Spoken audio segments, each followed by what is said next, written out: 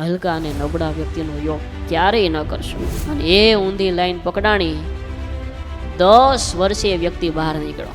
10 વર્ષમાં એ વ્યક્તિએ વ્યભિચાર, વ્યસન અને પર સ્ત્રી માટે 25 લાખ રૂપિયાનો ખર્ચો કર્યો. જે વ્યક્તિ સારા સત્શાસ્ત્રના વાંચનમાં નથી, એમને આ અવસ્થાનો કુસંગ છે એ બરબાદ કરી નાખે છે.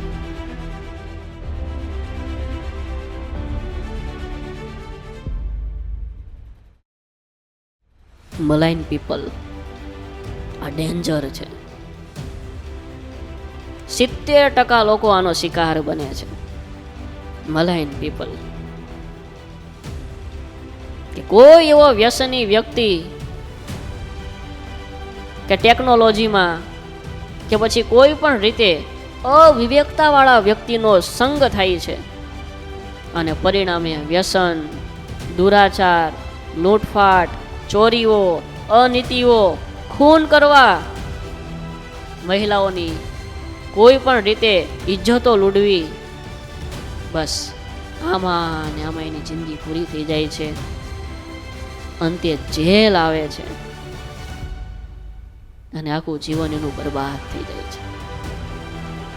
જીવનમાં ખૂબ સાવધાન રહેજો વાલા ભાવિકો. કદાચ 2 મિત્રો ઓછા હશે ને તો ચાલશે, પણ મહેરબાની કરીને હલકા અને નબળા વ્યક્તિનો યોગ ક્યારેય ન કરશો. કદાચ તમે બિઝનેસમાં કોઈ પાર્ટનર હશે, કોઈની સાથે ભાગીદારી કરી હશે ને ઝાઝા વ્યક્તિઓનો યોગ થતો હશે અને એમાં ઝાઝા પૈસા મળતા હશે, જવા દેજો સાહેબ.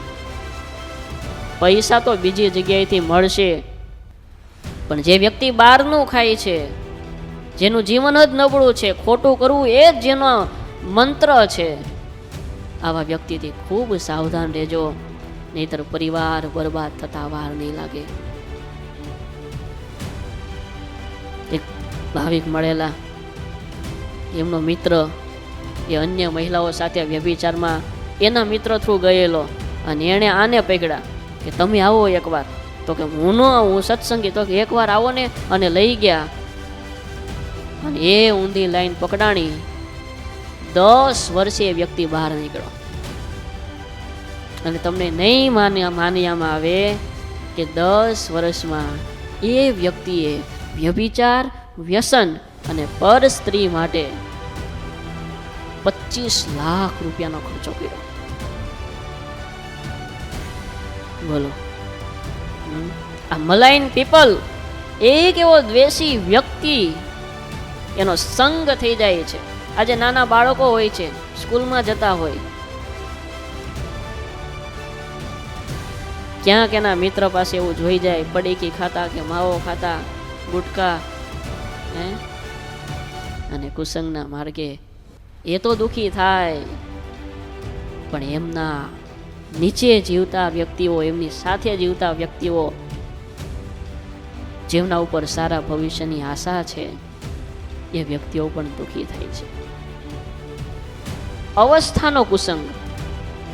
અમુક અવસ્થા થાય, નાના બાળકો ત્યારે એટલી બધી ઈચ્છાઓ ન હોય, પણ કિશોર અવસ્થા, ટર્નિંગ પોઈન્ટ, યુવાની અવસ્થા,